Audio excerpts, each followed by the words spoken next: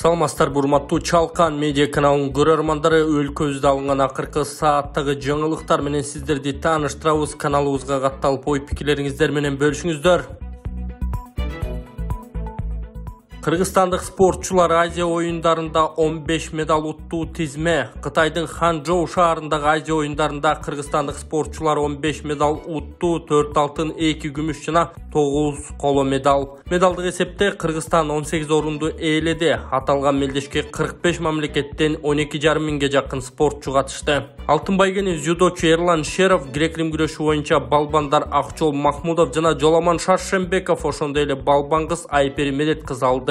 Күмүш байгени балбан кыз Нурзат Нуртаева жана каратечи Адилет Шадыканов утту. Балбан кыз Айсулуу Тыныбекова, эркин күрөш боюнча балбандар Орозобек Токтомамбетов, Аял Лазарев, грек-рим күрөшү боюнча балбан Разак Бейшекеев, каратечилер Кымбат Тойтонова, Назим Нурланов, жөөгүлүк Сардана Трофимова, Ушу Саньда боюнча мушкелер Авазбек Аманбеков, Темирлан Аманкулов коло байгенин ээси болушту. Эсиңиздерге сала кетсек, Кытайдын Ханчжоу шаарындагы Азия оюндары 23 сентябрда башталып, 8 октябрда жыйынтыкталды.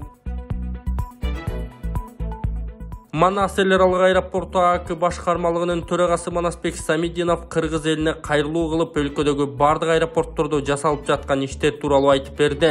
Кадырлуу мекендештерим, бүгүнкү күндө кыргыз авиациясында чоң өзгөрүүлөр, жаңылануулар болууда. Анткени президентибиз Садыр Жапаров кыргыз авиациясына олуттуу көңүл буруп, бизден реформаларды жүргүзүүнү талап кылууда. Авиация күнүнө карата Токтоо Сатылганов атындагы Кыргыз улуттук филармониясында министрлер кабинетинин төрагасынын орун басары Бакыт Төрөбаевдин, мамлекеттик жарандык авиация агенттигинин директору Данияр Бостоновдун, Манас эл аралык аэропорту АКнын жалпы жааматы, учкучтар, борт коштоочулар, ардагерлер жааматы, дегеле авиацияга тиешелүү бардык инсандар чогулуп 90 жылдык мааракебизди салтанаттуу белгилеп алдык. Мындан тышкары мен сиздер менен жакында эле жарандык авиация боюнча мамлекеттик агенттик 4 жылда өтүүчү эл аралык жарандык авиация уюмунун ИКАОнун аудитинен ийгиликтүү өткөндүгүн өзгөчө сүйүнүч менен кабарлагым келип турат. Бардык кыргызстандыктар билгендей, бул Кыргызстан үчүн өтө маанилүү. Анткени эл аралык жарандык авиация уюмунун аудитинен өтүү менен Кыргызстандын авиация тармагы бардык эл аралык стандарттарга жана талаптарга жооп бере тургандыгын тастыктады. Бул аракеттерибиз Евробиримдиктин кара тизмесинен чыгууга өбөлгө түзөт. Анткени Кыргызстан 2006 жылдан бери аталган кара тизмеден чыга албай келген. Андыктан кыргыз авиациясынын өнүгүшү туура жолдо бара жатат деп так кесе айта алам. Манас эл аралык ачык акционердик коомунун негизинде Osman Airlines көмөкчү авиакомпаниясы түзүлдү. Бул авиакомпания өлкө ичине гана эмес, өлкө сыртында да учууларды ишке ашырат. Ошондой эле Манас эл аралык аэропортунун өз каражатына жаңы заманбап 2 учак сатылып алынды. Баткен эл аралык аэропортунда ушул жылдын май айында учуп конуу тилкесин калыбына келтирүү иштери аяктады. Каракол эл аралык аэропортунда жаңы аэровокзал комплексин куруу, жарык сигнал берүүчү жабдууларды орнотуу менен аэродром элементтеринин жасалма катмарын реконструкциялоо жана учуп конуу тилкеси узартылууда. Гербен аэропортунун ишин калыбына келтирүү максатында учуп конуу тилкесин кеңейтүү жана реконструкциялоо иштери жүрүүдө. Талас аэропортунда аэровокзалдын жаңы имаратын куруу жана аэродром элементтерин жасалма катмарын реконструкциялоо жумуштары жүрүп жатат. Казарман аймактык аэропортунда аэродром элементтерин оңдоо, калыбына келтирүү иштери жасалууда. Нарын аэропортунда аэровокзалдын жаңы имаратын куруу жана аэродром элементтеринин жасалма катмарын реконструкциялоо иштери бүткөрүлүүдө. Ош эл аралык аэропортунда жүк терминалын курууну баштадык. Ийгиликтер коштосун, кыргыз авиациясы өнүгүп өсө берсин, ар дайым асманыбыз ачык болсун деген Манасбек Самидинов. Москвадагы мекенешим, сиз без пересадка, без посредниксиз ыңгайлуу кирди чыкты кылууну каалап, бирок ишеничтүү айдоочу таппай жатсаңыз, сизге Шакен мырзаны сунуштайбыз. Күн сайын метро проспект Мирадан жолго чыгат. Жолго чыгар алдында акысыз кара тизмеңизди текшерип беребиз. Документиңиздин мөөнөтү бүтүп, же жок болсо, өзү жасап алып барып келет. Тезинен экрандын астындагы номерлерге чалып, Шакен мырза менен байланышыңыз жана жолго камыныңыз. Кыргыз эли, мага жардам бериңиздер. Россияга барып, тамагымды жакшы келейин. Сендерден ыраазымын. Азырда оор акыбал болуп кетип атат. Көрүнүшү, тыш өңү жакшы эле, кыймылдашы, немеси жакшы. Только судурук берип атат. болуп калып атат, температурасы. Операция болгон жери ириңдеп, ылжырап кетип, тамак да жута албай атат. 2 күндөн бери тамак жакшы жебейт. Сиздерден өтө суранам, ушу кызыма жардам бериңиздер деп. Кыйналып кеттик. Картага кол өтпөйт деп чыгат.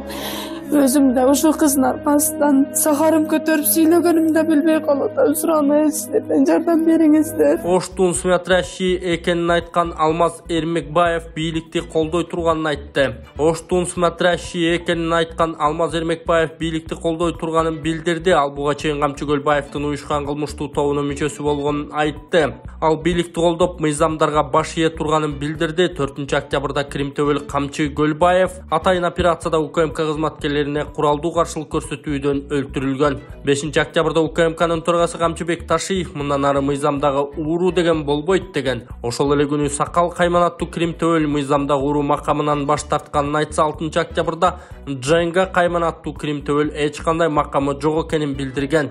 7-октябрда Камчы Көлбаевдин жеке жан сакчысы катары таанымал Узун Улан Кайман аттуу Улан Барчакеев дагы криминалдык макамдан баш тартты. Лимонти Кайман аттуу Крим төбөлдүн бир тууганы кармалганы айтылды. Лимонти Кайман аты менен белгилүү болгон маркум Крим төбөл Алмаз Сулаймановдун бир тууганы Марс Сулайманов кармалганын 8-октябрда Акипресс жазып чыкты. Алдын ала маалыматтар боюнча камакка алуу УКМК кызматкерлери тарабынан жүргүзүлгөн. Бул тууралуу УКМКнын басма сөз кызматы расмий маалымат берилет. Ассаламу алейкум туугандар, кандайсыздар? Биз жаңы оюнду баштап турабыз. Баткен шаарынан туугандар, Кыргызстандан. Азыр мен сиздерге машиналардын баардыгын тааныштырып кетейин. Бул машинабыз туугандар, өзүңүздөр билесиздер, Nexia 1, свет ушундай золотой светте, объемы 1.5, коробка механика, жылы 2006 жылгы өтө таза жакшы машина туугандар. Кийин главныйлардын бири бул Мерс туугандар. Мерс Лупарик легендарный машина, жылы 96. Коробка автомат бул туугандар, жылы 96. Таза машина, бар жогу келишкен зор машина туугандар. Үчүнчү машинабыз бул дагы Мерс туугандар. Бул дагы Мерс, сиздерге болушунча окшош машиналарды издедик. Мунун дагы жылы 96, экөө бирдей. Бирок бул коробка механика, бирок таза, мунан калышпайт автоматтан. Сонун машина туугандар. Кийин акыркы машинабыз Nexia шелиги, бул серебро свет. Бунун дагы жылы ошондой бирдей туугандар. 2006 1.5 объемда коробка механика. Ушул биздин президенти туугандар. 4 машинадан тышкары 120 конвертте 2000 рубльден пулубуз бар туугандар. 120 конвертте 2000 рубльден пулубуз бар. Билет алыш үчүн жөпжөнөк эле. Ушул экрандагы номерге акча жөнөтөсүздөр, ортодогу номер WhatsApp, Сбербанк уланган Москвадагылар. Ушул номерге жөнөтөсүздөр, чекти биз сразу билет жазып беребиз. Кыргызстандан кантип билет алам дегендер, биз оң жака Мбанк номерди калтырып койдук, ушуга привязан болгон Айжаркына деп чыгат туугандар. Чекти сразу сиздер дагы ортодогу WhatsAppка жөнөтөсүздөр, билет тез эле барат. Анан сол жака биз элкарт калтырып коебуз, акчаны которуп, сиздер дагы ортодогу +7925 906 2704 кылсаңыздар туугандар, Сбербанк ушул WhatsApp полный чыгат, чекти жөнөтүп коесуздар. Болду, оюн билет тез эле барат туугандар. Оюн анан биз кафеде кылабыз туугандар.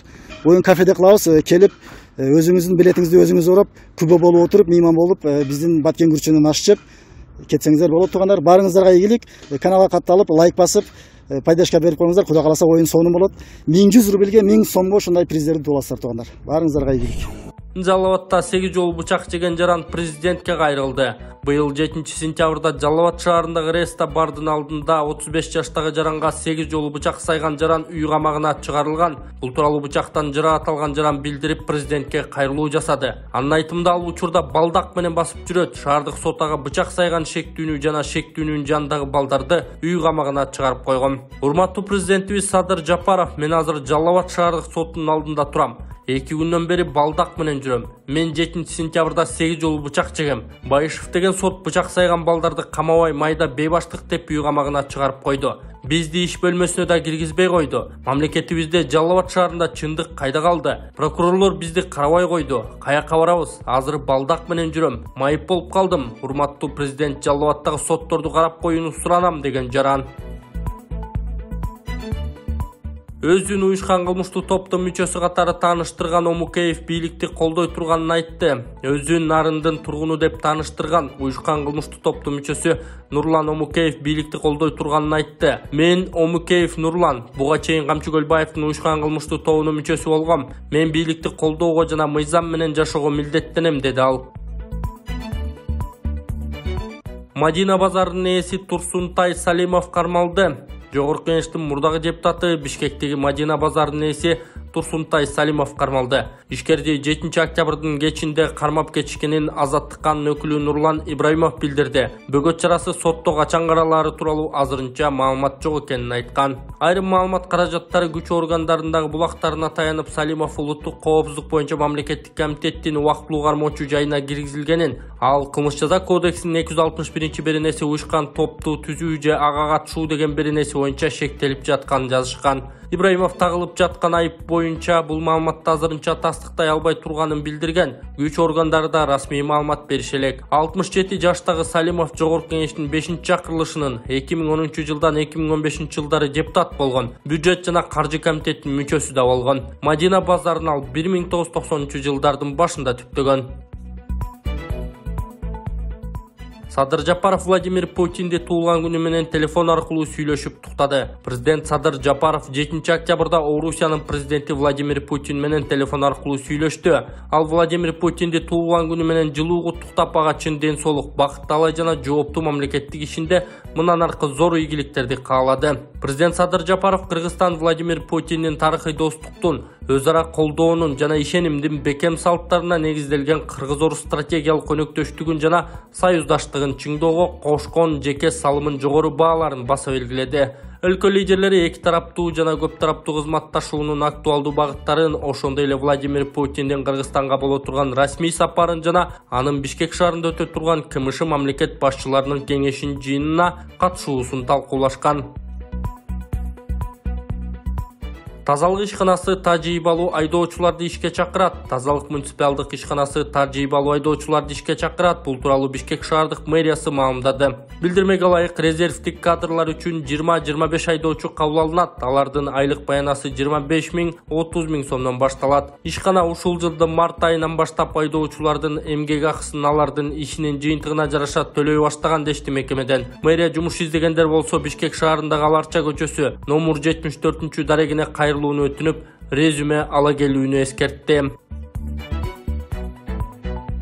Оганстанда жер титирөөдөн мерт болгондор 2000ге чукулдады. Оганстандын батышындагы Катар менен кеминде 3 жолу болгон жер титирөөдөн каза тапкандардын саны 8 октябрга карата такталган маалымат боюнча 2000ге чукулдаганын кабарлаган. 7 октябрда түшкөн маал Герат шаарынан 40 чакырым жерде магнитудасы Рихтер шкаласы менен 6,3 жеткен жер титирөөдөн өлгөндөр баштапкы маалымат боюнча 300-дүн тегерегинде экени, жүздөгөн адам урандылар астында калганы айтылган. Оганстандын борбору Кабулдан 850 чакырым аралыкта жайгашкан Герат өлкөнүн 3-ири шаары маданий борборлордун бири деп эсептелет. Жалпысынан 12 шаар кыштак жабыркаганы, электр жарыгы өчүп, имараттар талкалангандыктан айрым жерлерде жолдор тосулуп калганы, жердин силкиниши 700 000 калкы бар Гераттын өзүндө да байкалып, кээ бир үйлөр ураганы кабарланууда. Бириккен Улуттар уюму Оганстанга 100 тонна дары-дармек жана тийиштүү медициналык жабдык жүктөлгөн атайын учагын жөнөткөн. Израиль 40 Алеф пунктун киргизип расмий түрдө согуш жарыялады. Израилдин аскердик саясий кабинети негизги мыйзамдын 40 Алеф пунктун киргизүүгө добуш берди. Бул тууралуу РИА Новости жазды. Аталган пункт расмий түрдө согуш жарыялоону билдирет. Маалыматта белгиленгендей, акыркы жолу Израиль 40 Алеф пунктун 1973-жылы акырет күндүн согушу учурунда колдонгон. Ишемби күнү эртең менен Израиль Газа секторунан буга чейин болуп көрбөгөндө ракеталык чабуулга дуушар болгон. Израиль армиясынын маалымат кызматы 3000ден ашуун ракета атылып, чек ара райондорунда Хамастын согушкерлери кирип барганын билдирген. Палестинанын Хамас кыймылынын аскердик канаты ишемби күнү Израилге каршы Потоп Аль-Акс деп аталган операция жүргүзүп жатканын жар салган. Израиль армиясы Газа секторунда Хамаска каршы темир кылыч операциясын баштады. Өлкөнүн премьер-министри Биньямин Нетаньяху элге кайрылып, узакка созула турган оор согушка киргенин, мындан улам мобилизациялоо жүрөөрүн билдирген. Аль-Кассам Хамастын аскер канаты бригадалары израилдик жоокерлер менен офицерлерди туткунга алганын айтышууда.